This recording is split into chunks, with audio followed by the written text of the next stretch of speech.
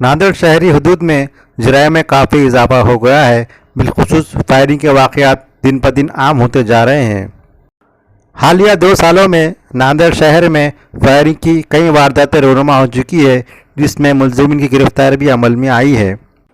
लेकिन आज 15 जून बरोज़ मंगल के दिन कदीम शहर के मदीनगर के अक़ब में वाक़े गंगानगर में 2 नामालूम बाइक सवारों ने एक शख्स पर फायरिंग करके इसके पास से नकद रकम का बैग छीन लिया और फरार हो गए।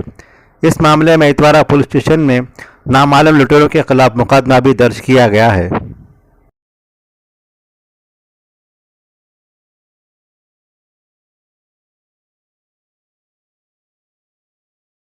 आज सकाळी इतवारा पोलीस स्टेशनच्या हद्दीमध्ये ग्रामीण मायक्रो फायनान्सचे एम्प्लॉई रोहित गुगळे हे त्यांची दैनंदिन मीटिंग आटपून ऑफिसला परत जात असताना मदीनानगर या भागामध्ये त्यांना 2 अनोळखी इसमांनी अडवून त्यांच्याकडची बॅग ज्यामध्ये 57,000ची अमाऊंट होती ती लुटलेली आहे आणि त्याच वेळेस घाबरवण्यासाठी लोकांनी पुन्हा त्यांना आरोपींना विरोध करू नये याच्या अनुषंगाने एक राऊंड फायर केलेला आहे। त्याच्या अनुषंगाने शहरातील 6 पोलीस स्टेशनच्या DB आम्ही ॲक्टिवेट करून आरोपींचा शोध घेणं चालू आहे। त्या अनुषंगाने इतर रेकॉर्डवरील गुन्हेगार यांच्याकडची देखील तपास चालू असून गोपनीय माहितीच्या आधारे गुन्हा डिटेक्ट करण्याचा प्रयत्न चालू आहे।